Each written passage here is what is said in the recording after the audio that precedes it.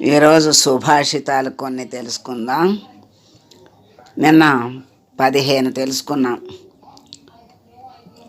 15వది ఏంటంటే, అనుమానం అడుగుపెట్టిందంటే అక్కడ విశ్వాసం, ప్రేమ అడుగంటిపోతాయి అని చెప్పారు. అట్లాగే 16వది, దేవుడు ఎవరు అంటే ఆత్మే దేవుడు. మానవులంతా ఒకటే జాతి. మతం ఏమిటి అంటే సత్యమే మతం, సత్యం పలకటమే మతం, సత్యమే మతం, ఆత్మే దేవుడు. జాతి ఏమిటంటే మానవులంతా ఒకటే జాతి అని చెప్పారు. 17వది, ఏ పనైనా అవ్వాలి అంటే ఎవరో ఒకరు ప్రయత్నిస్తేనే అవుతుంది. ఎవ్వరూ ప్రయత్నించకపోతే ఏ పని అవదు. ఈ ప్రపంచంలో ప్రతి పనికి ఎవరో ఒకరు పూనుకొని ప్రయత్నించి దాన్ని సాధిస్తూ ఉంటారు. 18వది, ప్రతి జీవి శక్తివంతమైన దివ్యమైన ఆత్మస్వరూపం. ఏ జీవైనా సామాన్యమైనది కాదు, హీనమైనది కాదు, తక్కువది కాదు. శక్తివంతమైనటువంటి దివ్యమైన ఆత్మస్వరూపమే. అది ఎలా తెలుసుకోవాలి అంటే, బాహ్య ప్రకృతిని ఆంతరంగిక ప్రకృతిని వశపరుచుకుంటే ఆ తనలో ఉన్నటువంటి దివ్యత్వాన్ని చక్కగా తెలుసుకుంటాడు. ఆ తెలుసుకోవటమే మానవుని జీవుడి యొక్క లక్ష్యం. జీవుడి లక్ష్యం ఏంటంటే తనలో ఉన్నటువంటి దివ్యత్వాన్ని తెలుసుకోవటమే లక్ష్యం. 19, చెట్టు కొమ్మని పట్టుకుని కింద పడకుండా నిద్రించగలిగేటటువంటి నిద్రించినట్లుగా జ్ఞాని ఈ సంసారంలో ఉంటూ, ప్రపంచంలో ఉంటూ, సంసారంలో ఉంటూ అన్నీ చేస్తూ కూడా ఏమీ అంటకుండా, ఏమీ లేనట్లుగా ప్రవర్తిస్తూ మోక్ష సాధనకి ప్రయత్నిస్తాడు. మోక్ష సాధనకి ప్రయత్నించేవాడు ఎంత ప్రపంచంలో ఉన్నా, ఎంత సంసారంలో ఉన్నా ఉంటూనే అంటకుండా ప్రయత్నిస్తూ ఉంటాడు. అది అందరికీ తెలియదు. వీళ్ళు సంసారంలో ఉన్నారు అని అనుకుంటారు. వాళ్ళ భావన వేరు, వీళ్ళ భావన వేరు. 20వది, దూరదృష్టి లోపిస్తే మనిషికి ఏమి దగ్గరవుతాయి అంటే కష్టాలు దగ్గరవుతాయి. దూరదృష్టి లేకుండా పనులు చేస్తే అవి అనర్థాలకి కారణమవుతుంది కనుక కష్టాలు దగ్గరకు వస్తాయి, అనుభవించాల్సి వస్తుంది కనుక దూరదృష్టితో ఆలోచించి ఏ పనైనా చెయ్యాలి. 21, అనేకత్వంలో ఏకత్వాన్ని చూడటం నేర్చుకో.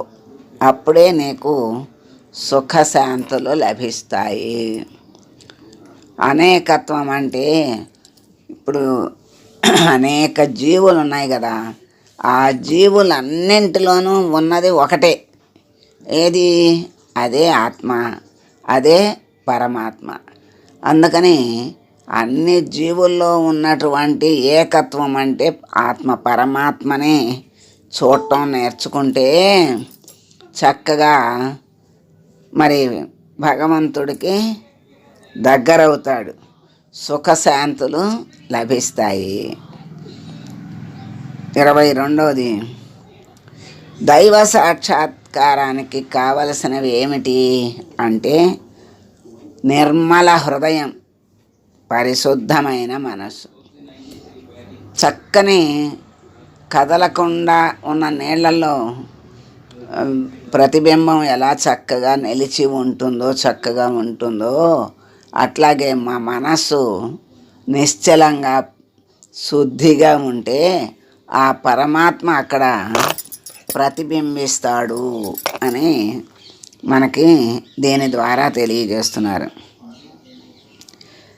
23వది, ఎందులోనైనా సరే ముందడుగు వేసే ప్రయత్నమే ప్రగతికి ఆధారం. అదే రేపటి తరానికి హామీ. ముందు ఆచరించి మరి ఉన్నతిని పొంది అందరిలో మన్ననలు పొందిన వాళ్ళను చూసే కదా తర్వాత వాళ్ళు ముందుకొచ్చేది. అందుకని ముందడుగు వేసే ప్రయత్నం చెయ్యాలి, ప్రగతిని సాధించాలి. అదే రేపటి తరానికి వాళ్ళు మార్గదర్శకులు అవుతారు. 24 ఎవరూ చూడటం లేదు కదా అని పాపకార్యాలు చెయ్యరాదు. ఎవరూ చూడటం లేదు అంటే అది అజ్ఞానం.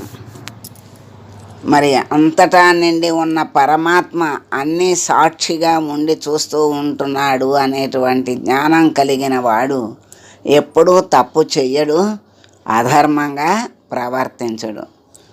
పవిత్రం చక్కగా ధర్మంగా నడుచుకుంటూ జీవితాన్ని పవిత్రం చేసుకుంటాడు. అందుకే దీనికి ఒక కథ చెప్తారు, చక్కని కథ, చిన్న కథ. గురువుగారు అందరికీ మిఠాయి ఇచ్చి ఎవరో చూడకుండా తిని రమ్మని చెప్తే తెల్లారి వచ్చి అందరూ నేను కొండెక్కి తిన్నాను, గుట్టెక్కి తిన్నాను, గదిలో తలుపులు వేసుకు తిన్నాను, ఎవరో చూడకుండా దొడ్లోకి వెళ్ళి తిన్నాను అని అనేక రకాలుగా చెప్తారు. ఒక్క పిల్లవాడు మాత్రం తినకుండా తీసుకొస్తాడు. అదేంటి నువ్వెందుకు తినలేదు, అందరూ అట్లా తింటేను అంటే ఎక్కడికి వెళ్ళినా అన్ని చోట్ల ఉన్న భగవంతుడు ఉన్నాడని మరి నేను ఆ భగవంతుడు చూడకుండా తినలేకపోయాను అంటాడు. అంటే గురువుగారు చెప్పింది సరిగ్గా అర్థం చేసుకుని మరి చేసుకున్నది ఈ ఒక్క శిష్యుడే అని అర్థమవుతుంది. అంతటా నిండి ఉన్న పరమాత్మని గుర్తులో ఉంచుకుని మరి ఎవరు చూడకుండా తినమన్నారు కనుక నేను తినలేకపోయాను అని చెప్పాడు. అందుకని నువ్వు చేసే పాపపుణ్యాలకు సాక్షిగా పరమాత్మ ఎప్పుడూ ఉంటాడు అనేది గుర్తుపెట్టుకుంటే చక్కని పనులే చేస్తాడు తప్ప తప్పుడు పనులు చెయ్యడు. అది ధర్మంగా ప్రవర్తిస్తాడు. మరి 25 ఏ పనిలో అయినా కొద్దిగా నిర్లక్ష్యం చేస్తే కొండంత సమస్యకి కారణమవుతుంది.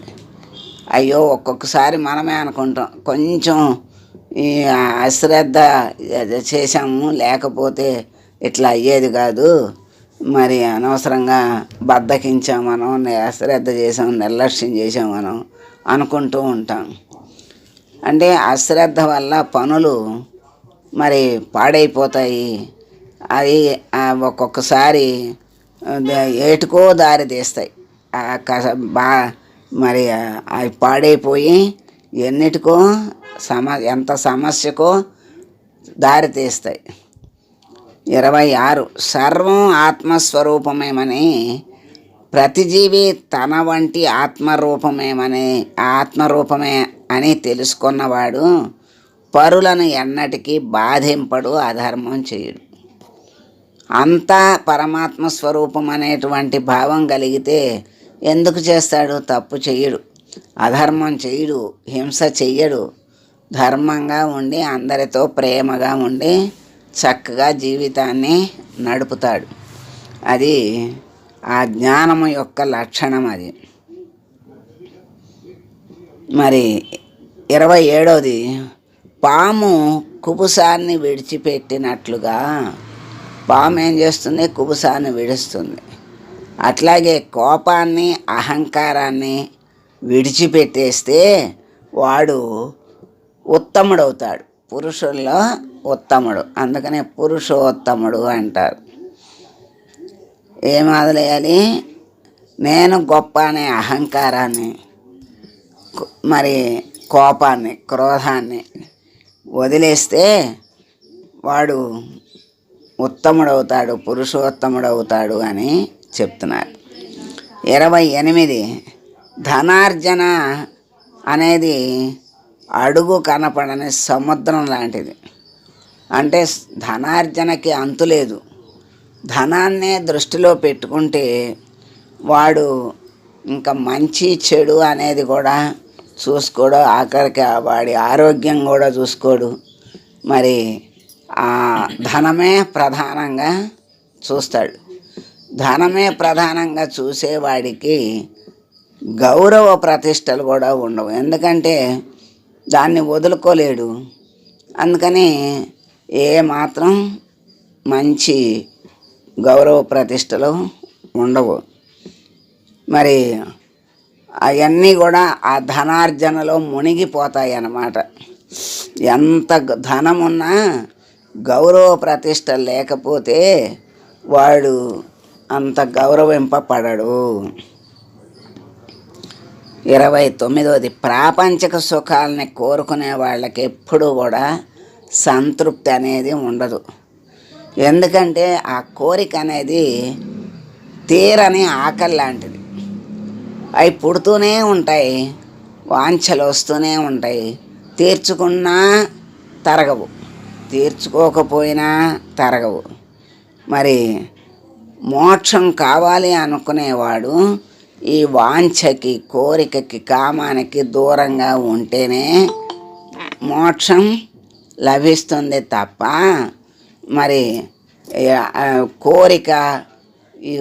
కోరికలతో ఉన్నవాడికి అసలు మోక్షం అనేది లభించదు అని మనకి.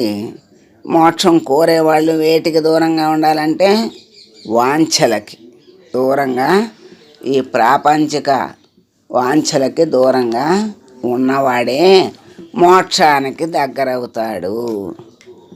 30, ఎలా చేశారన్నది కాదు, ఏ ఉద్దేశంతో చేశారన్నదే ప్రధానంగా పరిశీలించాలి. అంటే ఒక పని ఎవరైనా చేశారనుకోండి, అది వాళ్ళు ఎట్లా చేశారు అని కాదు, ఏ ఉద్దేశంతో చేశారు అనేది తెలుసుకుంటే దాని యొక్క అర్థపరమార్థాలు తెలుస్తాయి. మరి తెలుసుకోకుండా మన ఇష్టం వచ్చినట్లుగా వాటిని తీర్పులు ఇస్తే మరి మనకి లాభమేమీ ఉండదు. వాళ్లకు మరి వాళ్ళ మీద అభిప్రాయం చెడుగా ఉండొచ్చు, ఎట్లా ఉంటుందో తెలియదు. ఎక్కువ మనసు ఏంటంటే చెడు వైపుకే తీస్తుంది కానీ మంచి వైపుకి తీసుకురాదు. అందుకని ఏ ఉద్దేశంతో చేశారు అన్నది తెలుసుకోవాలి, పరిశీలించాలి, తెలుసుకోవాలి. దాన్ని చక్కగా మనం స్వీకరించాలి. తతిమ్మావి రేపు తెలుసుకుందాం. ఈ రోజుకి శుభం పలుకుదాం.